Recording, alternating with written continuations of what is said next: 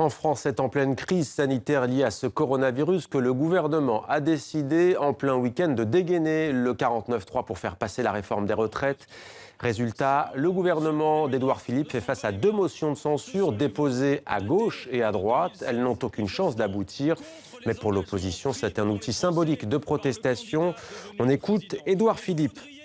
Vous pouvez prétendre que discuter de savoir si analogue doit être remplacé par rapport à similaire ou similaire remplacé par rapport à analogue. Vous pouvez discuter de savoir si chaque année est plus intelligent pour parler des retraites des Français que annuellement. Vous avez le droit, c'est vrai. Il me paraît à moi, monsieur le député, et il me semble que je peux aussi le considérer, que ce débat-là est un débat d'obstruction. Voilà, l'Assemblée nationale française en pleine tension. Bonsoir Dominique Corona. Bonsoir. Soyez le bienvenu sur TV5 Monde. Vous êtes secrétaire général du syndicat UNSA, négociateur en chef dans ce dossier de la réforme des retraites. Une réaction à ce qu'on vient de voir, c'est toujours électrique à l'Assemblée nationale. Quelle est votre position sur ce débat? D'un côté, vous faites de l'obstruction, de l'autre côté, c'est un déni de démocratie. Écoutez, moi ce que nous regrette à l'UNSA, c'est effectivement que le 49.3, c'est regrettable parce que ça ne permet pas d'aller jusqu'au bout de la discussion. Nous, on comptait beaucoup sur ce débat, effectivement, avec les parlementaires pour améliorer le texte et pour aussi qu'il y ait peut-être une présentation plus forte encore auprès des citoyens. C'est une occasion ratée, dont acte. Maintenant, le Sénat va prendre le relais et nous allons porter effectivement notre parole auprès des sénateurs. Dès demain, d'ailleurs, je serai reçu par le Sénat. Mais à quoi ça va servir?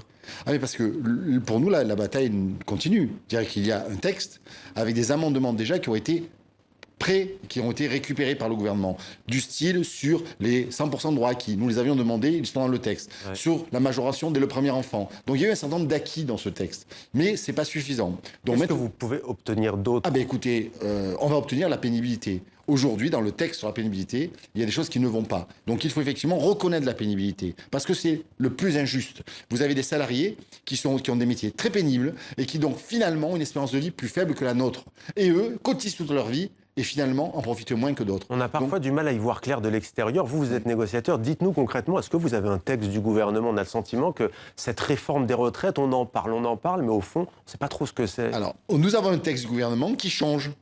C'est-à-dire qu'effectivement, entre le début du débat parlementaire et le 49.3, ce n'est plus le même. Dans le 49.3, il y a effectivement des amendements qui ont été intégrés, qui vont plutôt dans le bon sens. Ouais. Mais il faut aller encore beaucoup plus loin, et je vous assure que le Sénat, la conférence des financeurs et le deuxième lecture à l'Assemblée nationale, que nous n'allons pas déposer les armes et que nous allons continuer à nous battre pour améliorer ce texte. Ouais. Juste en un mot, la CGT Force ouvrière ont quitté la conférence de financement sur cette réforme des retraites. C'est l'autre point névralgique qui doit permettre justement de trouver des alternatives à la fameuse question de l'âge pivot. Vous restez? Bien sûr qu'on va rester. Je vais vous dire pourquoi on va rester. Vous savez, quand il y a un plan de sauvegarde de l'emploi, il ne faut pas laisser les salariés seuls face aux employeurs. Parce que là, pour le coup, c'est 100% des perdants. Si on n'avait pas effectivement fait pression sur le gouvernement, on aurait eu l'âge pivot. On ne l'a plus pour le moment. Donc notre boulot à nous, c'est effectivement d'être au bout, de défendre les assurés sociaux, de défendre les travailleurs de ce pays pour que la réforme des retraites soit le moins impactante possible. On regarde cette image des manifestations. Peut-être l'UNSA n'avait pas appelé, il me semble, à manifester. La CGT, oui. Force ouvrière, oui. Pourquoi vous n'êtes pas dans la rue aujourd'hui, vous? Mais parce qu'il y a le temps de la concertation. C'est-à-dire que nous, on est à la conférence des financeurs, on porte nos revendications.